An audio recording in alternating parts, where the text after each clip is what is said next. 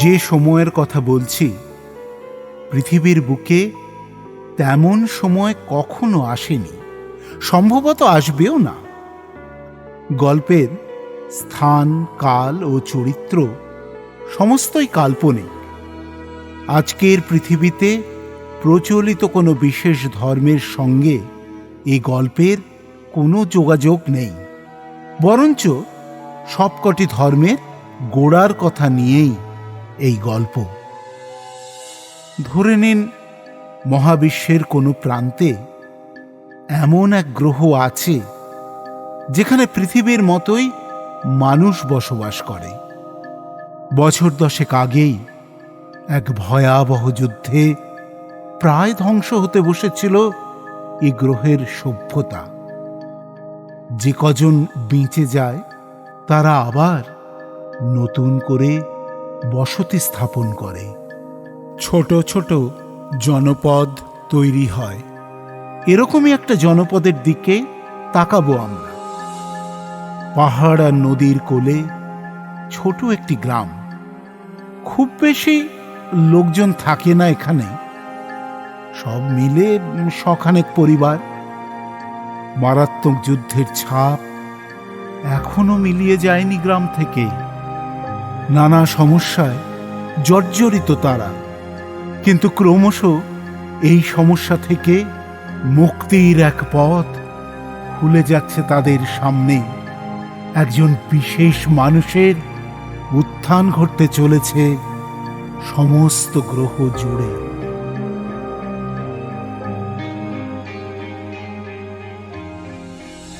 সন্ধ্যার ঘনায়মান অন্ধকার নামতে চলেছে। বিকেল ফুরিয়ে আসছে দ্রুত।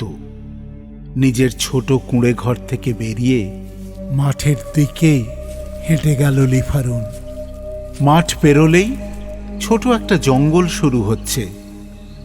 আকাশ ছোঁয়া মহেরোহে পরিপূর্ণ এক মানুষের হাতে তৈরি জঙ্গল।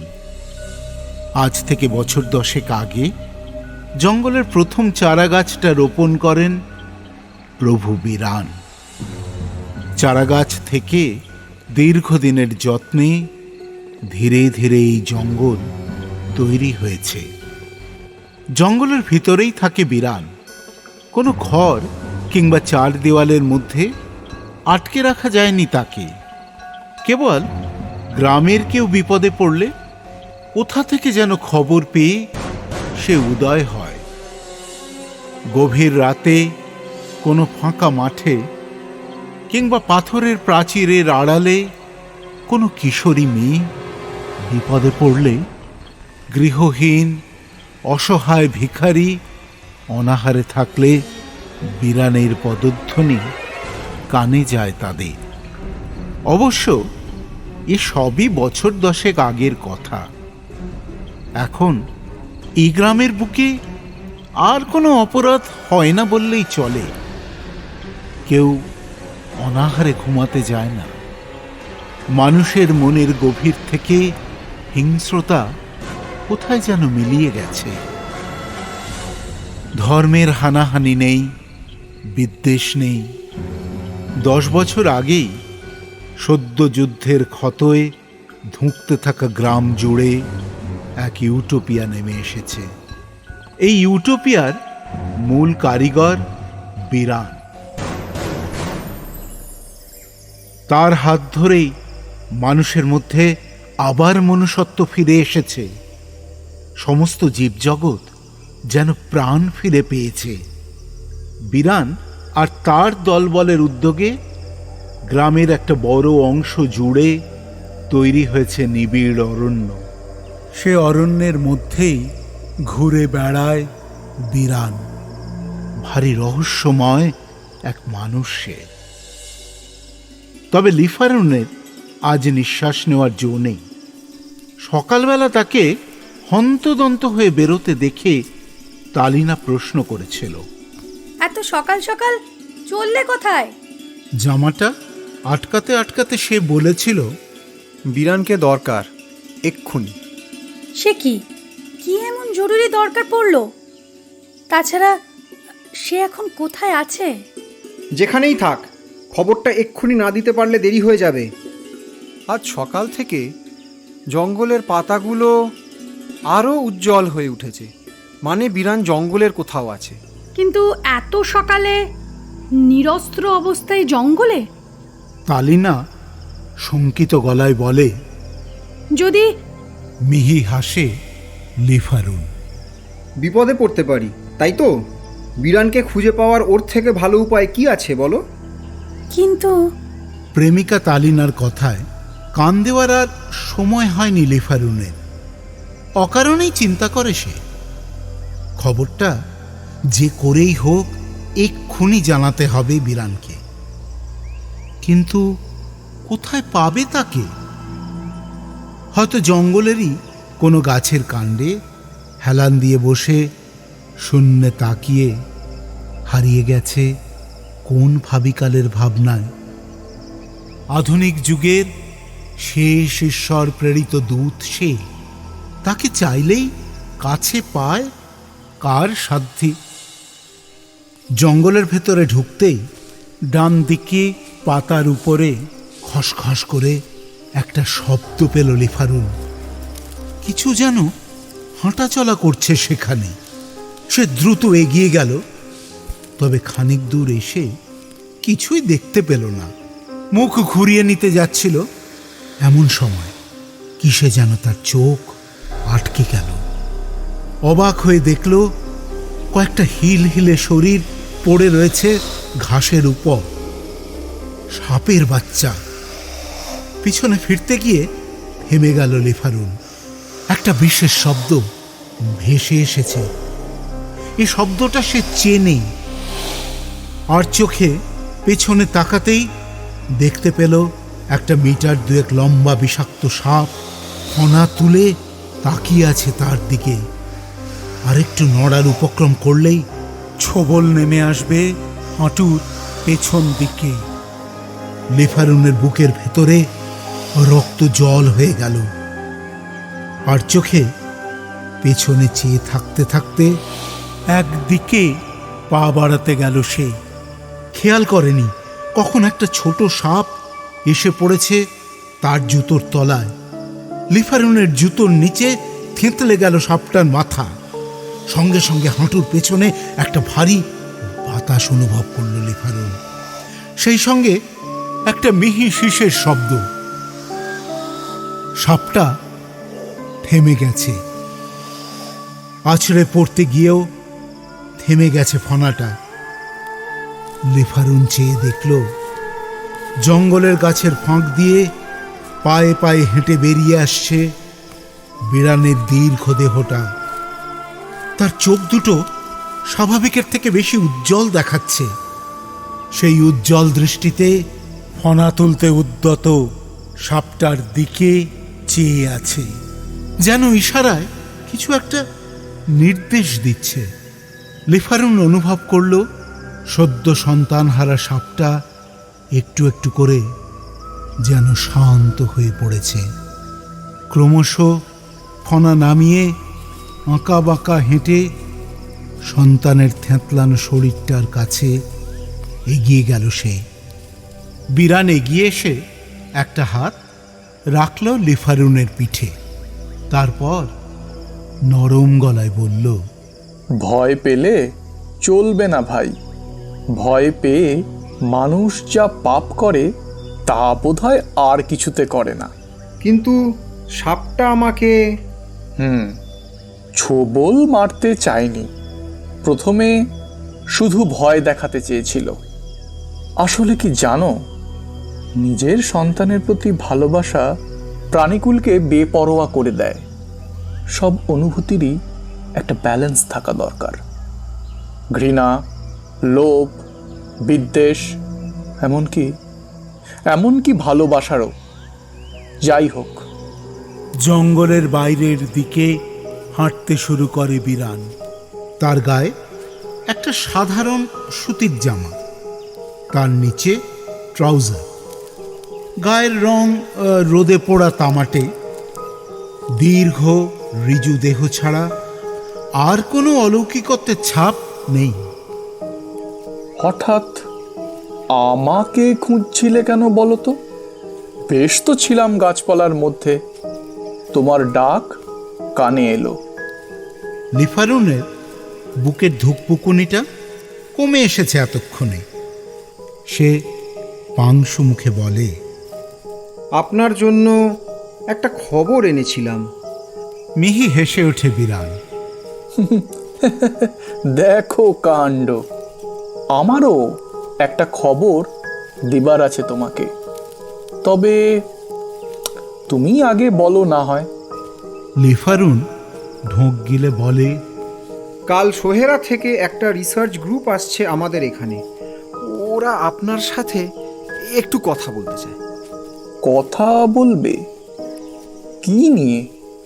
আসলে পরের কথাটা বলতে একটু দ্বিধা করে লিফারুন।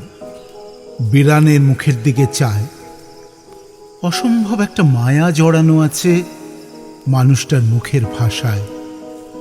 সংকোচ বেশিক্ষণ থাকে না, মন হালকা হয়ে যায়। ওরা আপনাকে একবার খতিয়ে দেখতে চায়। যদি দেখে কোনো যন্ত্রপাতির কারসাজি নেই, তাহলে ওরা বড় করে একটা কনফারেন্সের ব্যবস্থা করবে। সেটা যদি হয় তাহলে সারা গ্রহের লোক আমার নাম জানতে পারবে, তাই তো? সেটা হলে একটা প্ল্যাটফর্ম পাবো আমরা। যা আমরা বলতে চাই সেটা ছড়িয়ে দিতে পারবো পৃথিবীর এতগুলো মানুষের মধ্যে। একটু চিন্তিত দেখায় বিরানকে। জঙ্গল থেকে এতক্ষণে বেরিয়ে এসেছে ওরা। মাঠের এক প্রান্তে হারিয়ে গেছে বিরানের চোখ। কথাটা মন্দ বলনি ভাই। আমাদের গোটা গ্রহটা একখানা বারুদের স্তূপের উপরে বসে রয়েছে। মানুষে মানুষে খুনোখুনি, যুদ্ধ বিদ্বেষ, এমনকি যে ধর্মের সৃষ্টি হয়েছিল মানুষকে সহাবস্থান ঐক্য শেখাতে,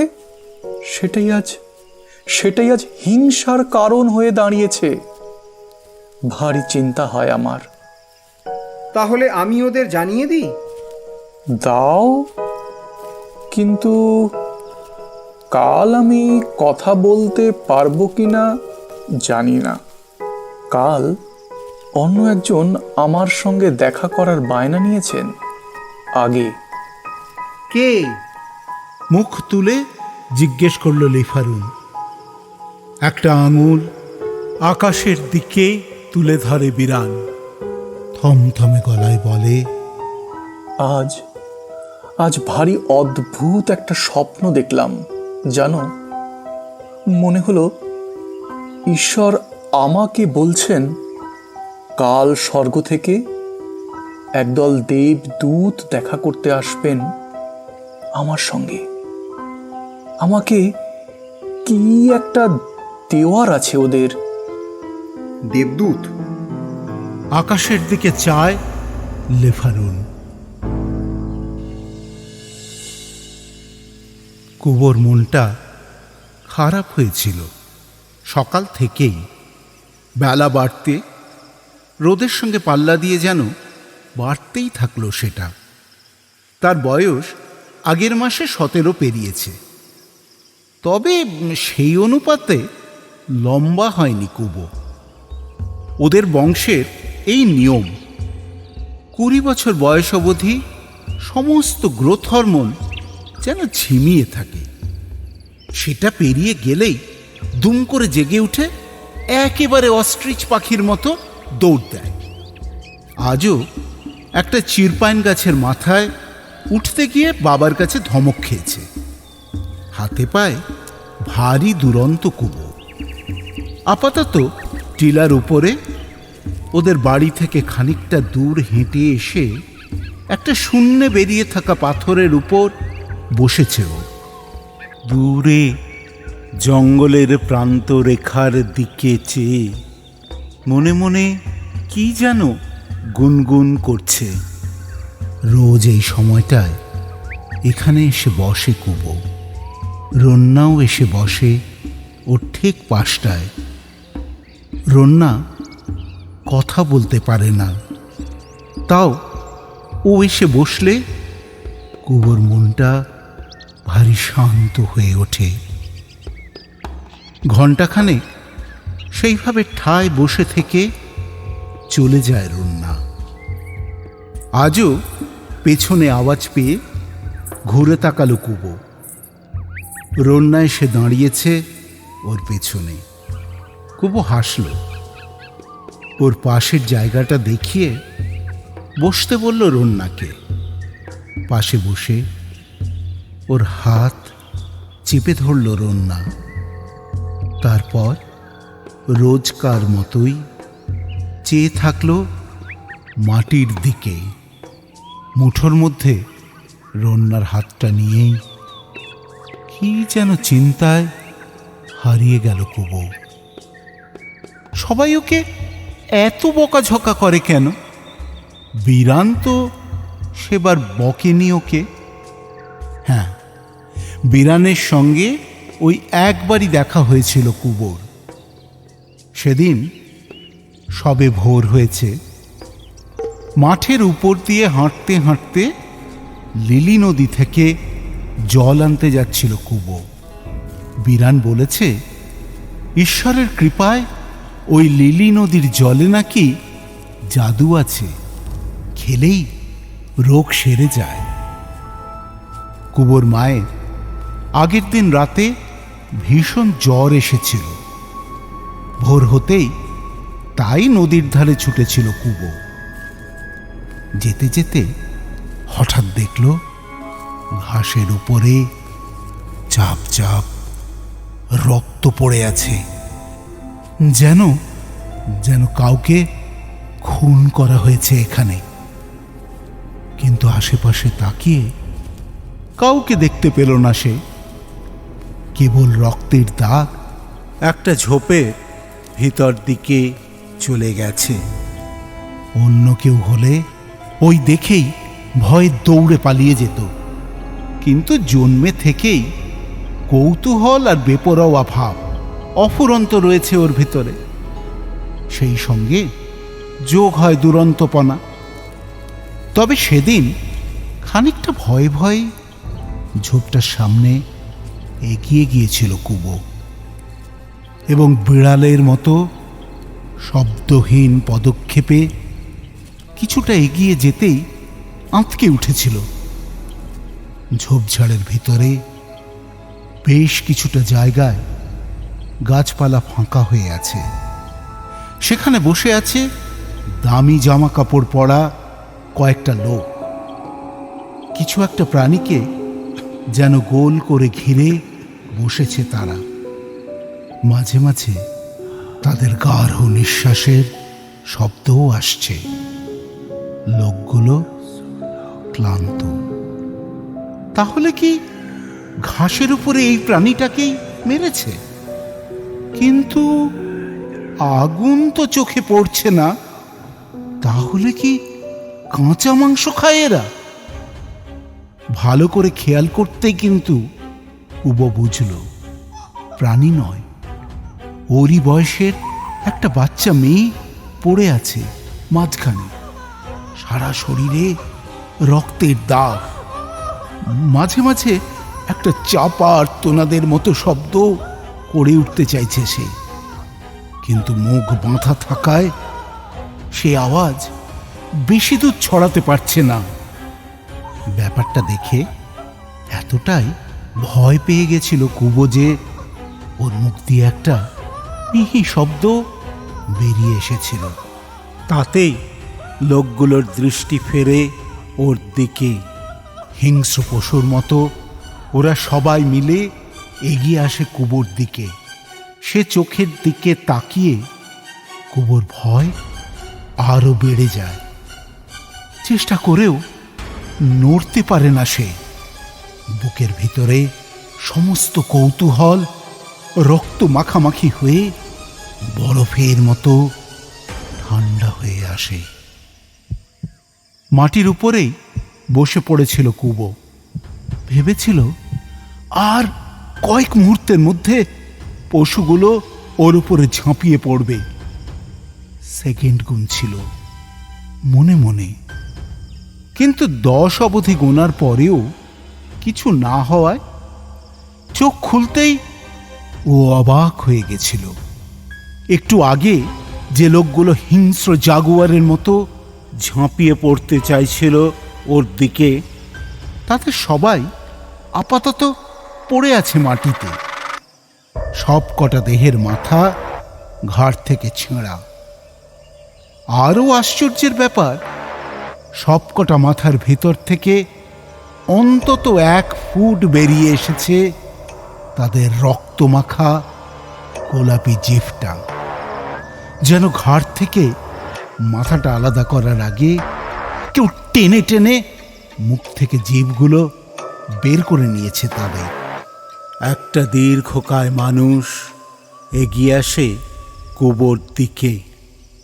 ওর মাথায় হাত রেখে নরম গলায় বলে, নাম কি তোমার ভাই? কুবো হতবুদ্ধি হয়ে গেছিল, তাও লোকটার গলার স্বরে কি একটা যেন ছিল। খানিকটা সাহস ফিরে আসে ওর বুকের ভিতরে। কুবো। লোকটা আবার তেমন নরম গলায় জিজ্ঞেস করে, আর ওই যে মেয়েটা পড়ে আছে মাটির উপরে, ওর নাম জানো? কুবো দুদিকে মাথা নাড়ায়। লোকটা একটা হাত রাখে কুবোর মাথায়। কি নরম আর উষ্ণ হাত! কুবোর সমস্ত শরীর জুড়িয়ে আসে। বেশ, এই কাজটাই দিলাম তোমাকে। কি কাজ? ওর মুখ থেকে ওর নামটা তোমায় জানতে হবে। কিন্তু ও তো... কুবো বলতে গিয়েও থেমে যায়। জানি অসুস্থ, হুঁশ নেই, শরীরের অনেক জায়গায় ক্ষত হয়েছে, বেঁচে যাবে, তবে মনে আঘাত পেয়েছে তো অনেকদিন কথা বলতে পারবে না। ততদিন ওর খেয়াল রাখা তোমার কাজ, ঠিক আছে ভাই? লোকটাকে এতক্ষণে চিনতে পারে কুবো। ওদের গোটা পাড়ার লোক এই লোকটার কথাই বলে সারাক্ষণ। ঈশ্বরের পাঠানো দূত, প্রফেট। এবার আমি আসি, এই মেয়েটার দায়িত্ব কিন্তু তোমার। লোকটা পেছনে ফিরেছিল। কুবো প্রশ্ন করে, আপনি বিরান? আমার বাবা বলে আপনি সব কিছু জানেন। এবার শব্দ করেই হেসে ওঠে লোকটা। তুমি ভারী বোকা তো কুবো। কোনো মানুষ কি সব জানতে পারে? জানেন, আমার ইচ্ছা করে সব কিছু জেনে ফেলতে। বড় হলে আপনার মতো হতে চাই আমি। আবার সেই হাতটা উঠে আসে কুবোর মাথায়। বেশ তো, পড়াশোনা করো। মানুষের উপকার তো শুধু হাতে পায়ে হয় না। আমার মা অনেক পড়াশোনা করে। মা বলে ভগবান বলে কেউ নেই। কুবো ভেবেছিল বিরান কথাটা শুনে রেগে যাবে, কিন্তু তার মুখের হাসিটা আরো বেশি করে ছড়িয়ে পড়ল। ওই যে বললাম, পড়াশোনা করো মন দিয়ে, সব কৌতূহল মিটবে। একদিন ঠিক এর উত্তর তুমি পেয়ে যাবে। আগে থেকে উত্তর ধরে নিয়ে এগোলে তো আর মজা কোথায়, তাই না? কথাগুলো বলে ধীরে ধীরে আবার কোথায় যেন মিলিয়ে গিয়েছিল লোকটা। আজও একা থাকলে শেষ কথাগুলো বাজে কুবোর কানে। আগে থেকে উত্তর ধরে নিয়ে এগোলে তো আর মজা কোথায়, তাই না? সন্দেহ থেকেই তো মানুষের কৌতূহল হয়। কিন্তু এরপর আর কোনোদিন কুবোর দেখা হয়নি বিরানের সঙ্গে। কেউ সত্যি সত্যি বিপদে না পড়লে বিরান দেখা দেয় না। আজ এই পাথরের উপরে বসে দূরে তাকিয়ে থাকতে থাকতে কুবো খেয়াল করল আকাশের বুকে একটা বিশেষ জায়গায় এসে যেন জড়ো হতে শুরু করেছে মেঘগুলো। শুধু তাই নয়, সেই জায়গাটাকে ঘিরে আরও কিছু মেঘ চক্রের মতো আবর্তন করছে। যেন জমে থাকা মেঘগুলোর ভেতরে উঁকি ঝুঁকি দিয়ে কিছু একটা দেখার চেষ্টা করছে। কি কি হয়েছে বলতো? ওইখানে রন্নার দিকে চেয়ে জিজ্ঞেস করে কুবো। রন্না কথা বলতে পারে না এখনো, দুদিকে ঘাড় নাড়ায়। হঠাৎ মনে পড়ে যায় কুবোর, আজ সকালেই বাবাকে বলা বলি করতে শুনেছে স্বর্গ থেকে দেবদূতরা নাকি আজ দেখা করতে আসবে বিরানের সঙ্গে। লিলি নদীর বাঁকের ঠিক পাশেই একটা বিরাট ফাঁকা মাঠ আছে। বিরানি নাম দিয়েছিল এই মাঠটার নোয়ামনের মাঠ। সারা দিনে একবার অন্তত এই মাঠের উপর কিছুক্ষণ হেঁটে আসে সবাই। খোলা হাওয়ায় মন চাঙ্গা হয়ে ওঠে। কাল রাতে সেখানে হাঁটতে গিয়ে কুবো দেখেছে মাঠের একেবারে মাঝখানে বিরাট একটা গোল জায়গা ঘিরে রাখা হয়েছে। কাল সারা দিন ওই জায়গাটার ভিতরে ঢুকতে দেওয়া হবে না কাউকে। দেবদূতদের এর আগে কেউ দেখেনি। তারা মানুষের মতোই দেখতে হবে নাকি অন্যরকম তা কেউ জানে না। তবে বিরান ভয় পেতে বারণ করেছে সবাইকে। বিরানের সঙ্গে কিছু বিশেষ দরকারে কথা বলতে আসছে তারা, তার বাইরে অন্য কোনো দিকেই মন দেবে না। আবার আকাশের দিকে চায় কুবো। জমা মেঘের জায়গাটা আপাতত একটা সবজে রঙে ভরে উঠেছে। কিছু একটা যেন বেরিয়ে আসতে চাইছে মেঘের আড়াল থেকে। দেবদূত, দেবদূত! লাফিয়ে ওঠে কুবো, রন্নার দিকে চেয়ে বলে, তুই তুই বাড়ি চলে যা, আমি আমি একটু পরে আসছি। একটা দুষ্টু বুদ্ধি খেলে যায় ওর মাথায়।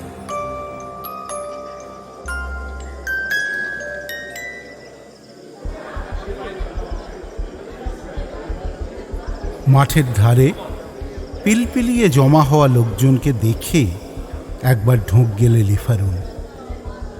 সত্যি এত লোকের চিৎকার চেঁচামেচিতে কান পাতা দায় হয়েছে। তার উপরে একটু আগে আকাশের গা বেয়ে রথ দেখা দিতেই তাদের উত্তেজনার পারদ আরও কয়েক ধাপ বেড়ে গেছে। একটু আগে একটা বছর 15 বাচ্চা ছেলে ভিড়ের ফাঁক গলে পৌঁছতে চাইছিল বিরানের কাছে। লিফারুনি তাকে দেখতে পেয়ে ঘাট ধরে বিদায় করেছে।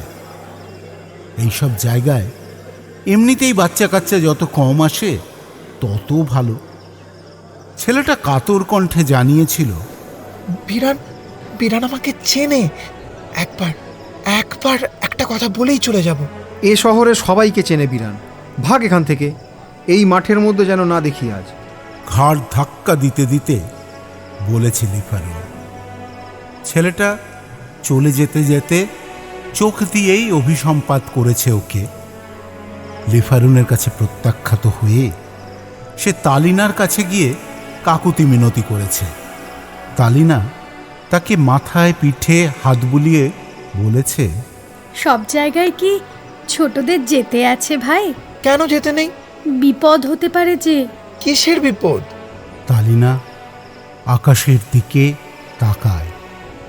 ঠিক কিসের বিপদ তা তালিনা জানে না, তাও বাতাসে কিসের যেন একটা গন্ধ পাচ্ছে ও। হয় ভীষণ ভালো কিংবা বিভৎস খারাপ কিছু একটা ঘটবে। বুক কেঁপে ওঠে ওর। ছেলেটার কাঁধে দুটো হাত রেখে বলে, জানি না ভাই। লিফারুনের অবশ্য এসব দিকে মন দেওয়ার সময় নেই। আকাশের বুকে রথটা আরও বেশি করে স্পষ্ট হতে শুরু করেছে। অবাক হয়ে চেয়ে থেকেছে সেই দিকে।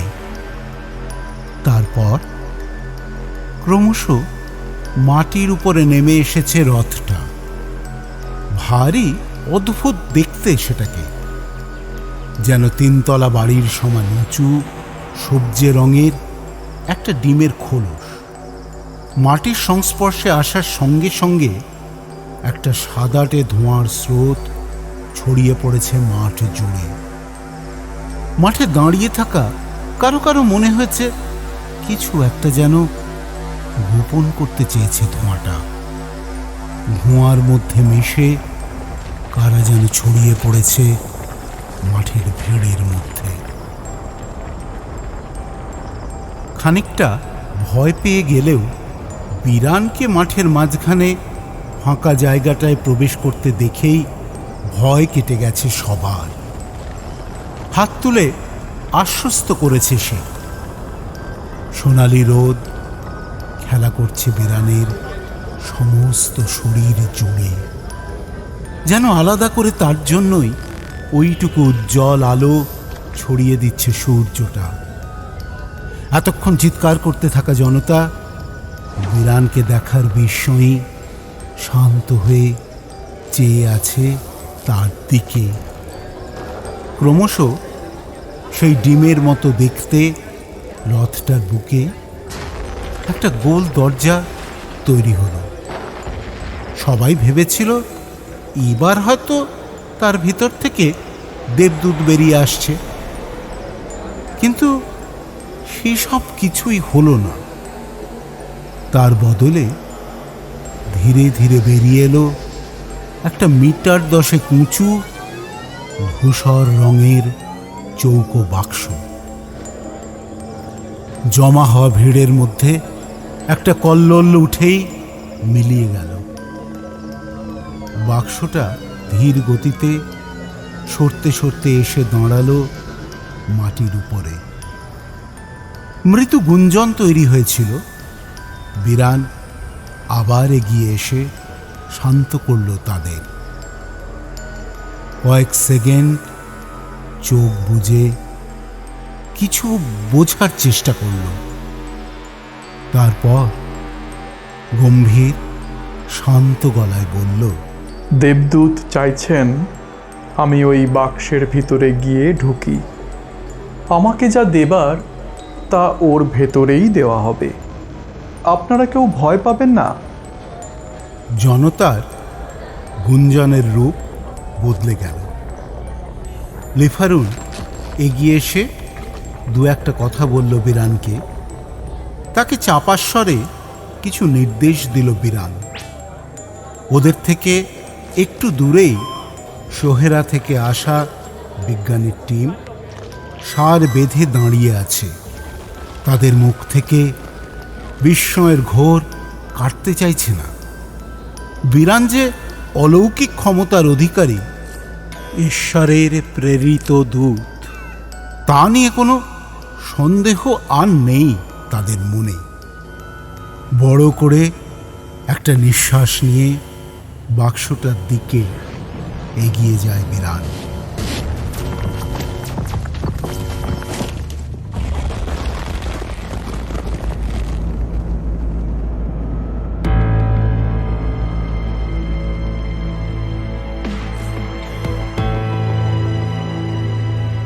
মন খারাপ করে একটা গাছের তলায় এসে বসে পড়ে কুবো। বিরানকে ওর ভালো লেগেছে, কিন্তু ওর সঙ্গের লোকগুলো মোটে ভালো নয়। অত গাজওয়াড়ির কি আছে, একবার দেখা করতেই তো গেছিল। চোখটা ভরে আসে ওর। এদিকটায় আলো কমে এসেছে, যেন সব আলো ওই নোয়ামনের মাঠটাই শুষে নিয়েছে। বিস্তর ঝামেলা করে মাঠের ভিতরে ঢুকতে পেরেছিল আজ। যে লোকটা ধরেছিল সে কয়েকবার চড়চাপটাও মেরেছিল ওকে। কানের পাশটা ব্যথা হয়ে আছে। সেখানে হাত বুলোতে বুলোতে কুবো অনুভব করে ওর শরীরটা ঝিমিয়ে আসছে ধীরে ধীরে, ঘুম পাচ্ছে। একটা নিশ্চিন্ত ভাব এসে জাপটে ধরে ওকে। পাথরের উপরে মাথা রেখেই ঘুমিয়ে পড়ে কুবো। কতক্ষণ পরে ঘুম ভাঙে কুবো বুঝতে পারে না। চোখ মেলতেই দেখে আকাশের সাদা তুলোর মতো মেঘগুলো কালচে রং মেখেছে। সূর্যটা ঢাকা পড়ে গেছে এতক্ষণে। এখান থেকে অন্তত কয়েক মাইল দূরে নোয়ামনের মাঠ, অথচ জনতার গুঞ্জন এখান থেকেও শোনা যাচ্ছে। হঠাৎ অন্য একটা ব্যাপার আবিষ্কার করে কুবো। উঁচু পাথরের উপরে এই জায়গাটায় ও একা নেই, আরেকটা লোক বসে আছে ওর পাশে। লোকটার গায়ে একটা চামড়ার জ্যাকেট জাতীয় পোশাক, বয়স বছর 30-এর খানিক উপরে। দুটো হাত পেছনে ভর দিয়ে দূরের দিকে চেয়ে এক মনে কি যেন ভেবে চলেছে লোকটা। ধড়ফড় করে উঠে বসে কুবো, ঝাঁঝালো গলায় জিজ্ঞেস করে, কে কে কে তুমি এখানে বসে আছো কেন? লোকটা বিরক্ত হয়ে চায় ওর দিকে। কেন? এখানে বসা মানা নাকি? না মানে মানা নয়, কিন্তু তুমি এখানে এলে কখন? যখন তুমি ঘুমোচ্ছিলে। লোকটার কথাবার্তা খারাপ নয়। একটু নিশ্চিন্ত হয়ে নিঃশ্বাস ছাড়ে কুবো। নরম গলায় বলে, সবাই মাঠে গেছে দেবদূত দেখতে, তুমি যাওনি? কেন? আমি যাব কেন? আমার খেয়ে দেয়ে কাজ নেই নাকি? কুবো লোকটার কথায় অবাক হয়। ভগবান নিজে দূত পৃথিবীতে পাঠিয়েছেন, আর তুমি দেখতে চাও না? লোকটা একটা বাঁকা হাসি হাসে। বটে, তাহলে তোমাকে কে পৃথিবীতে পাঠিয়েছে? উত্তরটা দিতে যাচ্ছিল কুবো, থেমে যায়। ঘাড় নেড়ে বলে, আরে ধুর, আমি তো একটা সাধারণ মানুষ। দেবদূতের ডানা থাকে, গা থেকে আলো ছিটকে বেরোয়, তাদেরকে দেখলে। মানে আগেও দেবদূত দেখেছো তুমি? বিরক্ত হয়ে উত্তর দেয় কুবো। আরে আগে দেখবো কেন? আমার বাবা মাঝে মধ্যে বলে তো। মানে বাবা দেখেছে? মাটির উপরে চাপড় মারে কুবো। ধ্যাত তেরি, বিরান বলেছে, বিরান। বিরান যা বলে আমরা তাই বিশ্বাস করি। বটে। আবার সেই বাঁকা হাসিটা ফিরে আসে লোকটার মুখে। তাহলে তোমাকে লোকটা এমন খেদিয়ে দিল কেন বলো তো? কেমন যেন একটা সন্দেহ হতে থাকে কুবোর। বাবা বলেছে কিছু খারাপ লোক বিরানকে একদম সহ্য করতে পারে না। লোকজনের সামনে বিরানকে নিয়ে কিছু বলতে পারে না বটে, কিন্তু আড়ালে আবডালে নাকি তারা সংগঠন তৈরি করছে তাকে মেরে ফেলবে বলে। লোকটার কথাবার্তা শুনে মনে হচ্ছে এ সেই দলের লোক। সন্দেহের চোখে তাকায় কুবো। কি করে জানলে? তুমি ছিলে মাঠে? লোকটা জবাব দেয় না। মাঠের দিকে চেয়ে থাকতে থাকতে গুনগুন করে কি যেন একটা গান ধরে। কুবোর কৌতূহলী মন আরো চঞ্চল হয়ে ওঠে। আমাকে কি দরকার তোমার? এতগুলো পাথর থাকতে আমার পাশে এসে বসছিলে কেন? তোমাকে ভারী পছন্দ হয়েছে আমার, তাই। লোকটা নরম করে হেসে বলে, আমাকে কেন? এই যে এত প্রশ্ন করো তুমি, এত কৌতূহল তোমার, সেই জন্য। এর জন্য কাউকে পছন্দ হয় নাকি? আমার বাবা বলে বেশি প্রশ্ন করতে নেই, সবকিছু নিয়ে কৌতূহল ভালো নয়। যারা কিছু না জেনে বারবার প্রশ্ন করে তাদের জন্যই মানুষের আজ এত ঠাটপাট। যারা আগে ভাগেই সব উত্তর জেনে ফেলেছে কিংবা অন্য কথা শুনে বিশ্বাস করে ফেলেছে, তাদের জন্যই যত গোলমাল। কুবো আর কিছু বলে না, চুপ করে বসে থাকে। রন্নাকে দেখতে পায়নি অনেকক্ষণ। সে মনে হয় আকাশে মেঘ দেখে আর বাড়ি থেকে বেরোবে না। এমনিতেই একসঙ্গে বেশি লোকজন দেখলে সে ভীষণ ভয় পেয়ে যায়। আচ্ছা, তুমি আমার সঙ্গে এক জায়গায় যাবে? লোকটা নিজে থেকেই প্রশ্ন করে ওঠে। কোথায়? বললাম না, আগে থেকে সব প্রশ্নের উত্তর জেনে ফেলতে নেই। যাবে কি না বলো আগে। ভারী আতান্তরে পড়ে কুবো। লোকটার সঙ্গে যেতে তার ইচ্ছে করছে, আবার লোকটা বিপ্লবী দলের কেউ হতে পারে। যদি কোনো রকমভাবে ক্ষতি করতে চায়, কুবো ভেবে দেখে লোকটা যখন এই পাথরটার উপরে উঠে বসেছিল তখন সে ঘুমোচ্ছিল। ক্ষতি যদি করার থাকতো তাহলে তখনই করে ফেলতে পারত। বুকের ভেতর সেই কৌতূহলটা জাগিয়ে ওঠে ওর। উৎসাহিত স্বরে বলে, চলো। পাথর থেকে গড়িয়ে নেমে আসে লোকটা। তারপর একটা হাত বাড়িয়ে দেয় কুবোর দিকে।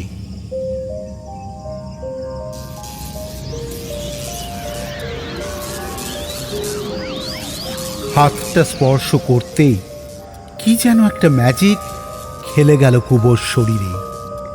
মনে হলো মাটি থেকে একটা বিদ্যুতের ঝলক এসে ঢুকেছে ওর গায়ের ভিতর। সামনের দিকে পা বাড়াতেই অবাক হয়ে গেল ও। সেই সঙ্গে একটা ঠান্ডা ভয়ের রেশ চেপে ধরল ওকে। আমার ছায়া পড়ছে না। কাঁপা কাঁপা গলায় কুবো বলে, তোমাকে এখন কেউ দেখতে পাবে না। কিন্তু কিন্তু কেন? কারণ আমরা যেখানে যাচ্ছি সেখানে আমাদের কেউ দেখতে পেলে আর রক্ষা থাকবে না। আর কিছু জিজ্ঞেস করল না কুবো। বিস্ময়ের ঘোর এতটাই কামড়ে ধরেছে ওকে যে প্রশ্ন করতেও যেন ভুলে গেছে। ওকে নিয়ে লোকটা চলল মাঠ পেরিয়ে। দুপুরের জোরালো রোদ ওকে স্পর্শ করেও করছে না। মনে হচ্ছে শরীরটা যেন ফিনফিনে হাওয়ার টুকরোতে পরিণত হয়েছে। অন্য সময়ের থেকে হাঁটার গতি অনেকটা বেড়ে গেছে। লোকটা কোথায় নিয়ে চলেছে ওকে? একটু পরে সম্মিলিত জনতার গুঞ্জনের আওয়াজ বেড়ে উঠতেই কুবো বুঝতে পারল মাঠের কাছে এসে পড়েছে ওরা। লোকটার মুখ এখন আগের থেকে আরও বেশি গম্ভীর দেখাচ্ছে। মাঠের উপরে কিছুটা হেঁটে আসতেই একটা বিরাট উঁচু ডিমের সামনে তার অর্ধেক উঁচু একটা বাক্স চোখে পড়ল কুবোর। সারি সারি লোক প্রায় নিঃশ্বাস বন্ধ করে চেয়ে আছে বাক্সটার দিকে। বিরানকে দেখতে পেয়েই খুশি হয়ে উঠল কুবো। চিৎকার করে ডাকার চেষ্টা করল, বিরান, আমি কুবো, এই যে। লোকটা বিরক্ত হয়ে হাত ঝাড়া দিল। বলেছি না কেউ দেখতে পাবে না তোমায়। তাছাড়া এখানে এত লোক। এসো দেখি, আমরা ওই বাক্সটার ভিতরে ঢুকবো। ওটার ভিতরে কেন? সেটা ঢুকলেই দেখতে পাবে। কুবো চেয়ে দেখল বিরানু পায়ে পায়ে এগিয়ে যাচ্ছে সেই বাক্সটার দিকে। কি হবে ওর ভিতরে? কুবোর হাতটা এতক্ষণে আরও শক্ত করে চেপে ধরেছে লোকটা। ওর শরীর জুড়ে খেলতে থাকা বিদ্যুৎটা গতি বাড়িয়ে দিয়েছে। জনতার সম্মিলিত ডাক এখন জয়ধ্বনিতে পরিণত হয়েছে। সত্যি সত্যি আর কারো মনে কোনো সন্দেহ নেই, বিরান ঈশ্বরের পাঠানো এক দূত, শান্তির বার্তা বাহক, এক প্রফেট। মাঠের ভিড়ের ফাঁক গলে এগিয়ে এলো দুজনে। জমা হওয়া ভিড়ের চিৎকারে কান পাতা দায় হয়েছে। কয়েকবার কুবোর গায়ে দু একটা লোকের হাতও লেগে গেল। সে অবাক হয়ে দেখল হাতগুলো ওর শরীর ভেদ করে পিছনে চলে গেল। নাও, এবার ভিতরে ঢুকবো আমরা। লোকটা দাঁড়িয়ে পড়ে নির্দেশ দিল। কি করে? প্রতিবাদ করল কুবো। দরজা নেই যে। আছে, দেখতে পাচ্ছ না কেবল। এসো আমার সঙ্গে। এগিয়ে গিয়ে বাক্সটাকে স্পর্শ করল লোকটা। মনে হলো যেন পোষা ঘোড়াকে আদর করছে। তার দেখা দেখি কুবো গিয়ে হাত লাগালো দেওয়ালে। বাক্সের ঠান্ডা স্পর্শে শরীর কেঁপে উঠল। সত্যি কোনো দরজা নেই বাক্সের গায়ে। তাও নিরেট দেওয়ালটা বাধা হয়ে দাঁড়ালো না ওর সামনে। সেই খেলতে থাকা বিদ্যুতের স্রোতটাই যেন ধাক্কা দিয়ে বাক্সের ভিতর এনে ফেলল ওদের দুজনকে।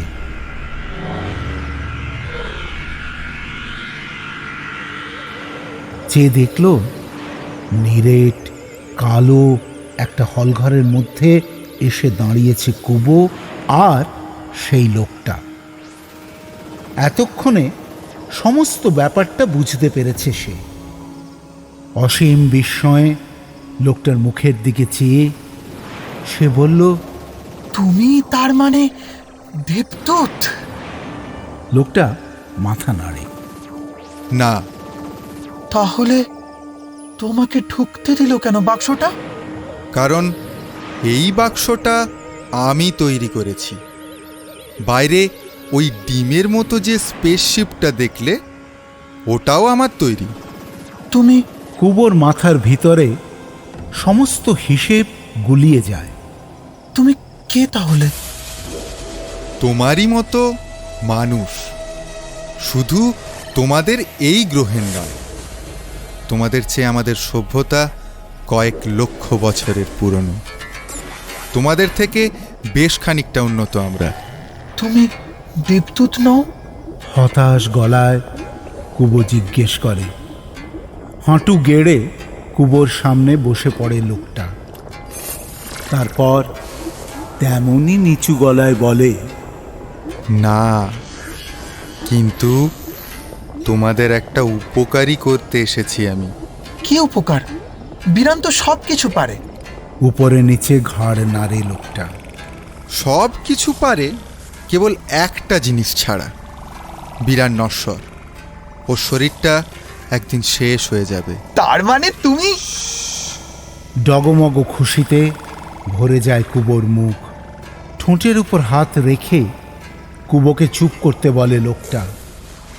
চাপা ফিসফিসে গলায় বলে, সব জানতে পারবে, আগে দেখো কি হয়। বিরানকে দেখতে পায় কুবো। বাইরে থেকে বাক্সের ভিতরে ঢুকে এসেছে সে। সে ভিতরে ঢুকতেই ঘরের একটা দিক আলোকিত হয়। মনে হয় বাক্সের ভিতরের পরিবেশটা ওদিকেই এগিয়ে যেতে বলছে বিরানকে। অপলক চোখে সেদিকে চেয়ে থাকে কুবো। বিরানের পায়ের শব্দ শোনা যাচ্ছে। কোথা থেকে মৃদু একটা সুর ভেসে আসছে, যেন মিষ্টি কোনো সুর। হঠাৎ অন্য একটা শব্দ কানে আসে ওর, যেন বাক্সের ভিতরে কোথাও বাতাস বইতে শুরু করেছে। ভালো করে তাকাতে সে দেখতে পায় একটা ঘন কালো ধোঁয়াটে শরীর। স্পষ্ট নয়, তাও বোঝা যায় একটা মুখ আছে তার, এবং সে মুখ হিংস্র। ক্রমশ সামনে এগিয়ে আসে প্রাণীটা। বিরান নির্ভীক হয়ে দাঁড়ায় তার সামনে। এতটুকু ভয়ের রেশ ছুঁতে পারেনি তাকে। সরু ফুটোর মধ্য দিয়ে বাতাস বেরোনোর মতো একটা শব্দ করছে প্রাণীটা। তীক্ষ্ণ শব্দটা বুকের ভিতরে বরফকুচি ঠেলে দেয় যেন। কুবুর বুক স্তব্ধ হয়ে গেছিল। সে দেখল প্রাণীটা একটু একটু করে এগিয়ে আসছে বিরানের দিকে। হলঘরের ভিতরের বাতাস অসম্ভব ভারী হয়ে উঠেছে। আকারে কি বেড়ে উঠছে প্রাণীটা। কি চায় সে? এই লোকটা কেন বাক্সের মধ্যে করে এনেছে প্রাণীটাকে? মিহি ধাতব একটা শব্দ বেরিয়ে এলো প্রাণীটার মুখ থেকে। পর মুহূর্তে বিরানের মাথাটা কাঁধ থেকে ছাড়িয়ে নিল সে। রক্তের ধারা ছিটকে গিয়ে লাগলো চারদিকের দেওয়ালে। চিৎকার করার সময়ও পেল না বিরান। তার মুন্ডহীন রক্তমাখা বাকি শরীরটা লুটিয়ে পড়ল ঘরের মেঝেতে। ঘটনার আকস্মিকতায় ভয় ভুলে চেঁচিয়ে উঠেছিল কুবো। ওর পাশে দাঁড়িয়ে থাকা লোকটা আরো শক্ত করে চেপে ধরার চেষ্টা করলো হাতটা, কিন্তু পারল না। কুবো এক ঝটকায় হাতটা ছাড়িয়ে নিয়ে একটা ধাক্কা দিল লোকটাকে। কি করলে এটা? বিরানকে মেরে ফেললে তুমি। শান্ত হও কুবো, শান্ত হও। আমি যা করেছি তোমার ভালোর জন্য করেছি, তোমাদের ভবিষ্যতের জন্য করেছি। মিথ্যেবাদী, মিথ্যেবাদী! আমি সবাইকে বলে দেবো যে তুমি। বলবে, তোমার কোনো ক্ষতি করব না আমি। তার আগে আমার কথাটা শোনো। লোকটা দুহাতে চেপে ধরে কুবোর ছোট্ট শরীরটাকে।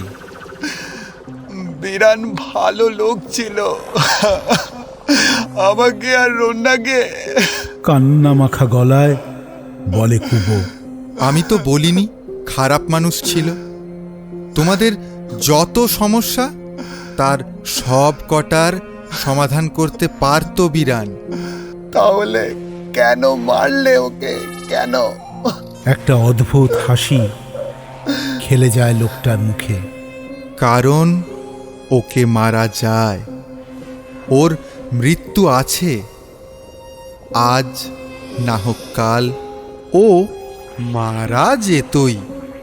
ততদিনে তোমাদের এই গ্রহতে আর কোনো গোলমাল থাকতো না, সবাই সুখে থাকতো। কিন্তু তারপর লোকটা একটু থেমে বলতে থাকে। মনে হয় বহুদূর থেকে ভেসে আসছে লোকটার গলার আওয়াজ। কুবো, আমি জানি না ভগবান বলে সত্যি কেউ আছেন কিনা। এও জানি না তিনি মাঝে মধ্যে আমাদের মধ্যে দূত পাঠান কিনা। তবে যদি সত্যি তাই হয়, তাহলে প্রতিবার একটা বড় ভুল হয় তার। তিনি দূতদের অবিনশ্বর করে পাঠান না। তারা পৃথিবীতে শান্তি এনে দেয়। তাদের কথা শুনে চলে মানুষ। শুনতে শুনতে কবে যেন মানুষ বুঝে যায় তাদের কথা শুনলেই সব ঠিক হয়ে যাবে, পৃথিবীতে স্বর্গ নেমে আসবে। আসেও তাই। তারপর একদিন সেই প্রফেট মারা যান। মানুষ, সমাজ, রীতিনীতি সব বদলে যায়। প্রফেটের ফেলে যাওয়া সিংহাসনে একটা শূন্যতা তৈরি হয়। সেই শূন্যতা ভরাট করতে ছুটে আসে কিছু লোভী মানুষ। সিংহাসনে বসেই তারা প্রফেটের মুখে নিজেদের ইচ্ছে মতো কথা বসিয়ে দেন। তার ব্যাখ্যাকে ভেঙে চুরে নিজেদের ব্যাখ্যা চালাতে শুরু করেন। নিজেদের স্বার্থে মানুষে মানুষে যুদ্ধ লাগিয়ে দেন। নিজেদের লোভ মেটাতে নতুন নিয়ম চালু করেন। আর মানুষ সেই সব নিয়মকেই ভগবানের বাণী ভেবে পালন করে যেতে থাকে। যে দেবদূত একসময় তাদের নিজেদের মধ্যে খেয়ের হাত থেকে বাঁচিয়েছিল, সেই তাদের অধঃপতনের কারণ হয়ে দাঁড়ায়। এই যুদ্ধ, এই অত্যাচারের হাত থেকে মানুষকে বাঁচাতে কয়েক হাজার বছর আর কোনো দূত পাঠান না ভগবান। দূত এসে যে 100 বছরের স্বর্গ উপহার দিয়েছিল মানুষকে, তা 13,000 বছরের নরকে পরিণত হয়। এতটুকু বলে একটু থেমে হাঁপাতে থাকে লোকটা। তারপর খানিকটা দম নিয়ে কঠিন গলায় বলে, এই জন্যই আমি বিরানকে মেরে ফেলেছি কুবো। কয়েকশো বছর পরে তৈরি হতে চলা সেই নরকের হাত থেকে বাঁচাতে। হয়তো আমি আজ যা করেছি তাতে কিছু মানুষের ক্ষতি হবে আমি জানি, কিন্তু কয়েক হাজার বছরের অভিশাপ থেকে মুক্ত করেছি আমি মানুষকে। কুবো চেয়ে দেখে সেই ধোঁয়াটে প্রাণীটা হাওয়ায় ভেসে গিয়ে ঢুকছে বিরানের শরীরের ভিতরে। একটু একটু করে যেন প্রাণ ফিরে আসছে তার মধ্যে। এসব আমাকে কেন দেখালে তুমি? ধরা গলাতেই প্রশ্ন করে কুবো। লোকটার মাথা হেঁট হয়ে আসে। আমার একটা জিনিস দেওয়ার আছে তোমাকে। কি? লোকটা আর কোনো উত্তর দেয় না। কুবো চেয়ে দেখে বিরানের ছিন্ন দেহটার ঠিক পাশেই দাঁড়িয়ে আছে আরেকটা বিরান। এরও মুখে সেই একই হাসি। আলাদা মানুষ বলে মনেই হবে না। বিরান এগিয়ে আসে ওর দিকে। কুবো ভয়ে একটু পিছিয়ে যায়। পাশের লোকটা অভয় দেয় ওকে। ভয়ের কিছু নেই, ও কোনো ক্ষতি করবে না তোমার। বিরান এগিয়ে এসে হাত রাখে কুবোর মাথায়। সঙ্গে সঙ্গে ওর ভিতরে কি যেন বদলে যায়। একটা অজ্ঞাত শক্তি যেন ওর শিরায় শিরায় সঞ্চারিত হয়ে পড়ে। বিরান যখন এখান থেকে বেরোবে তখন আর আগের মানুষ থাকবে না। ও আগের মতো ক্ষমতা থাকবে না। সবাই ধীরে ধীরে ভুলে যাবে ওকে, কিন্তু প্রকৃতি ওকে যে ক্ষমতা দিয়েছে সেটা নষ্ট হবে না। কুবো কিছু বলতে পারে না। স্থির চোখে চেয়ে থাকে বিরানের দিকে। তোমাকে বলেছিলাম না, যারা প্রশ্ন করতে পারে, যারা চোখ বন্ধ করে কোনো আপ্তবাক্যে বিশ্বাস করে নেয় না, ক্ষমতা কেবল তাদের হাতেই মানায়। বিরান এতক্ষণে এগিয়ে গেছে বাক্সের বাইরের দিকে। আবার বাইরে থেকে ভেসে আসে জয়ধ্বনি। কুবো, আজকের পর থেকে যে ক্ষমতা তোমার শরীরে থাকবে তার কথা জানিও না কাউকে। শুধু মনে রেখো, মানুষের ভালো করতে হয় প্রশ্ন করে, কৌতূহলী হয়ে, পড়াশোনা করে, আবিষ্কার করে। এমন আবিষ্কার যা তোমার মৃত্যুর 1000 বছর পরেও মানুষের উপকার করবে। মৃত্যুর পরেও এভাবেই মানব সভ্যতায় অবদান রেখে যেতে হয়। যারা সেটা পারে তারাই আসল দেবদূত। কুবো, আবার একটা হাওয়ার ধাক্কায় জ্ঞান হারায় কুবো। শুধু মনে রেখো, মনে হয় অন্তহীন একটা খাদের গভীরে পড়ে যাচ্ছে সে। অদ্ভুত সেই মানুষটার গলার আওয়াজ ক্রমশ যারা সেটা পারে দূরে হারিয়ে যায়। তারাই আসল দেবদূত। শুধু মনে রেখো, মানুষের ভালো করতে হয় প্রশ্ন করে, কৌতূহলী হয়ে, পড়াশোনা করে, আবিষ্কার করে। যারা সেটা পারে তারাই আসল দেবদূত। কুবো।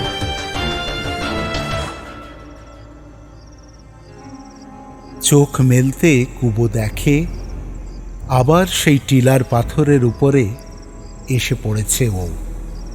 রন্না বসে রয়েছে ওর পাশে।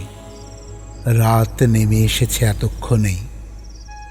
টিমটিম করে তারা জ্বলছে আকাশে। ঘাড় তুলে পায়ের দিকে তাকাতেই টিলার এক প্রান্তে অন্ধকারের মধ্যে দাঁড়িয়ে থাকা ওর নিজের ঘর চোখে পড়ে। নিশ্চিন্ত হয় কুবো।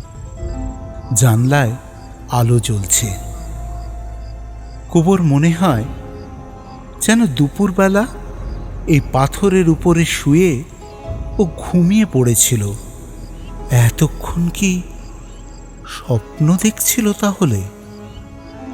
হাওয়ার সনসন ছাড়া আর কোনো শব্দ নেই এখানে। ধীরে ধীরে কোমরে ভর দিয়ে উঠে বসে কুবো। রন্না ওর দিকে চেয়ে মিষ্টি করে হাসে। মেয়েটাকে ভারী ভালোবাসে ও।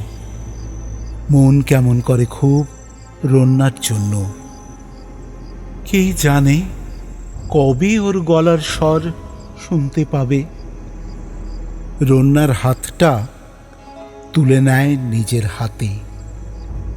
রোজকার মতো আলতো করে হাত বুলিয়ে দিতে থাকে তার হাতে।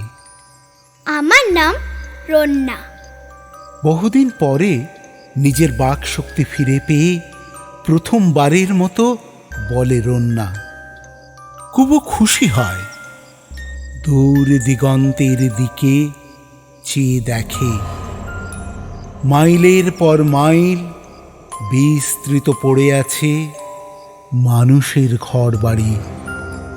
রন্নার মুঠোর ভিতরে হাত রেখে সেদিকে চেয়ে তার মুখটা কঠিন হয়ে ওঠে।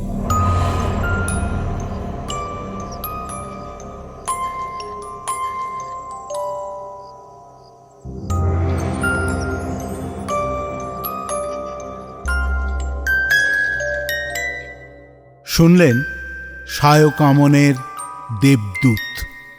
গল্প পাঠে কৌশিক। অন্যান্য চরিত্রায়নে তালিনা, বিতস্তা, রন্না, অর্চিষা, লিফারুন, শুভ্রজ্যোতি, বিরান, রূপেন, কুবো, কল্লোল, দেবদূত, ইপ্সিত। আবহ পরিকল্পনা এবং নির্মাণ ইপ্সিত। পোস্টার সুরজিৎ।